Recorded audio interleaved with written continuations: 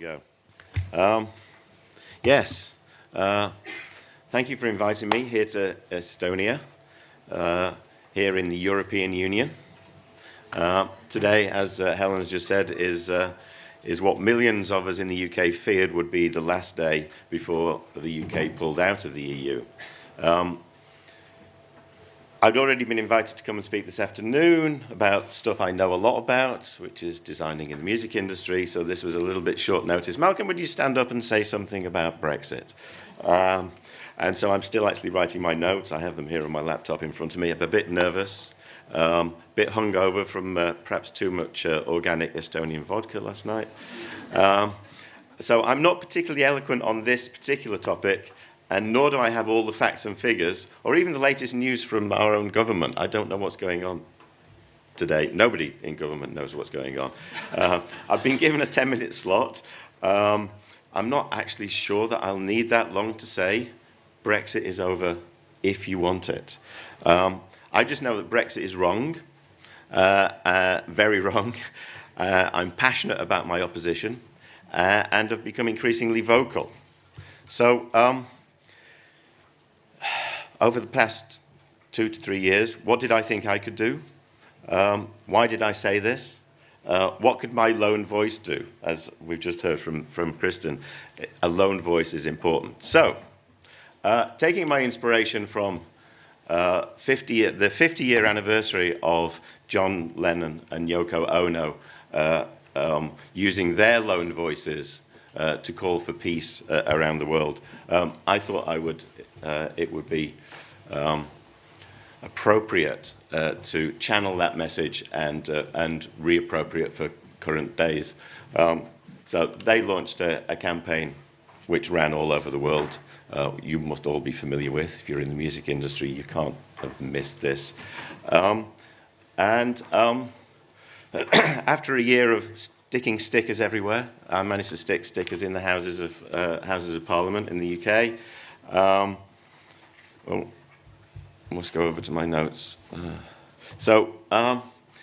The New European was a newspaper that was launched when the Brexit vote was lost, the referendum in June, whenever it was, seems like forever ago. Although I've been stickering for about a year, they eventually called me up and said, can we use this on the front cover? So this was their front cover of their newspaper for the Christmas edition. Again, the 50-year anniversary was beautiful. I felt the message is appropriate because this is a war zone. Ever since the UK joined the EU 45 years ago, we've had this daily from the Daily Express, the Daily Mail, the Daily Telegraph, all newspapers run by media owners who do not live in the UK. None of their profits from this go into the UK. They're all held offshore. This is a war zone. And it's a war zone that's specifically targeting the kind of...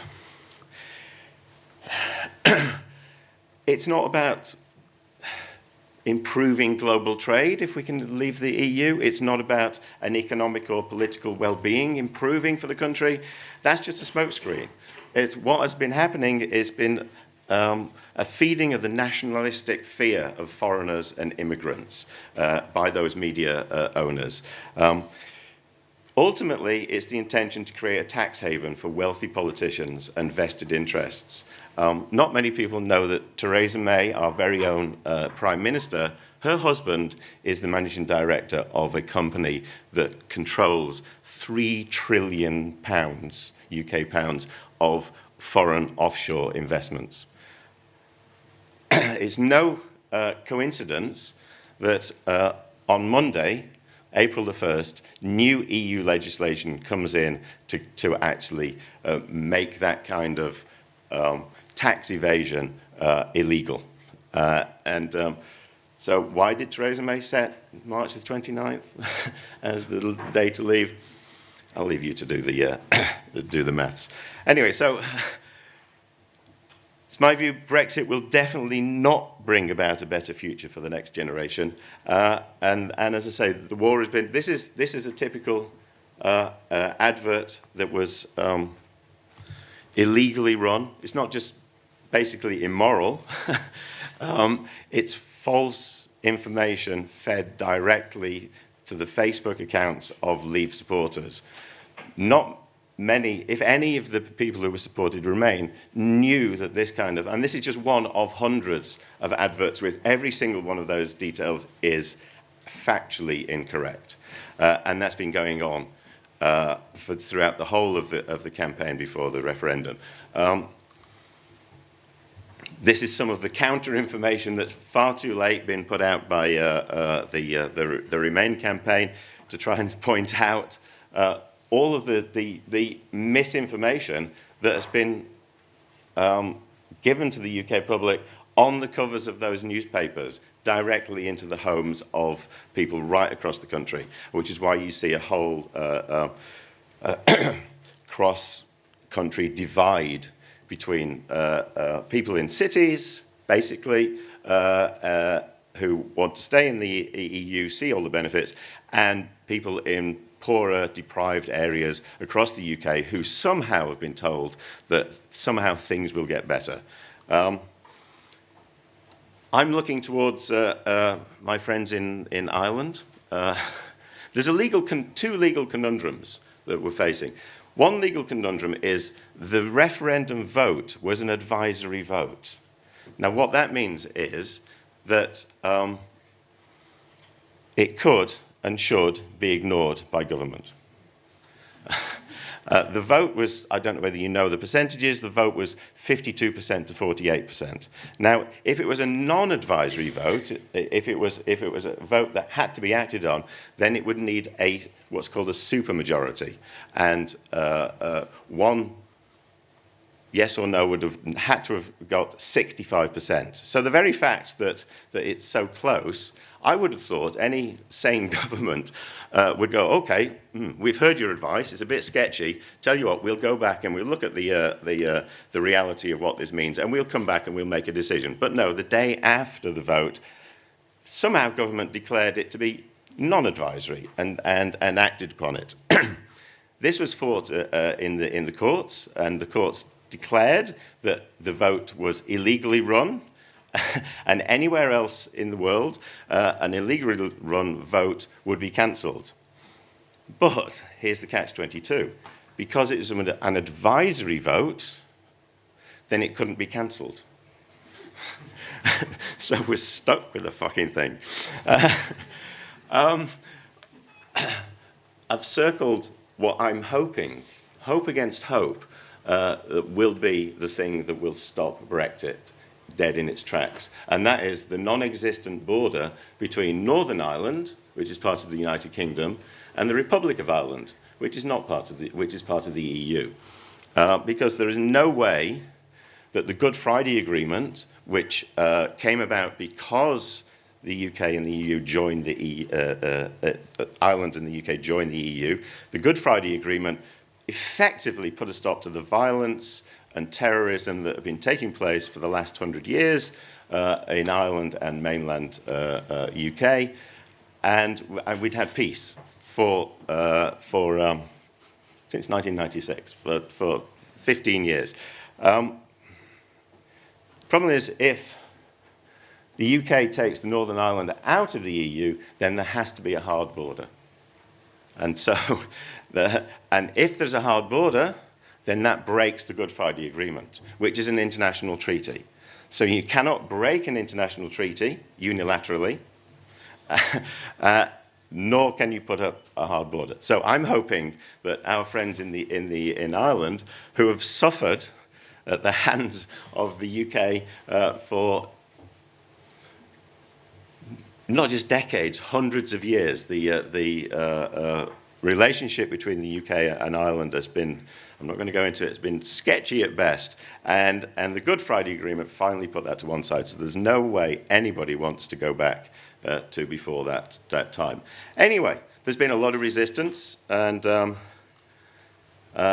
was a march in the UK last weekend. That's me with my Brexit is over poster marching. And I want to show you this film clip. So I'm hoping we can run this film clip. It doesn't need any sound. This is just the sound of helicopter blades. This is the march last Saturday.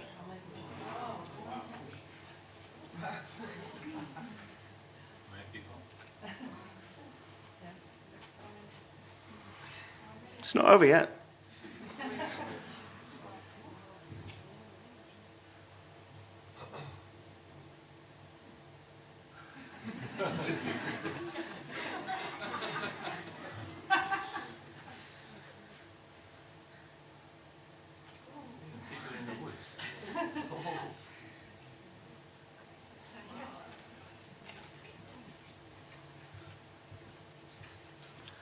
There's quite a few.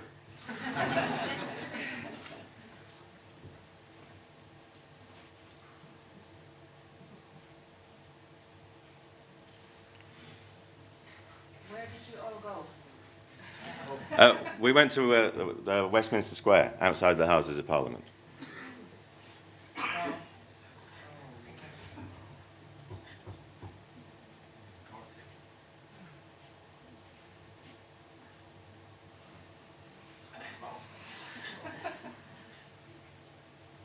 So that's the final destination.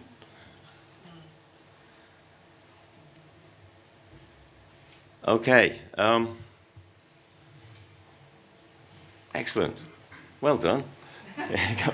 So this is me sticking one of my stickers onto the sign of the Cabinet Office.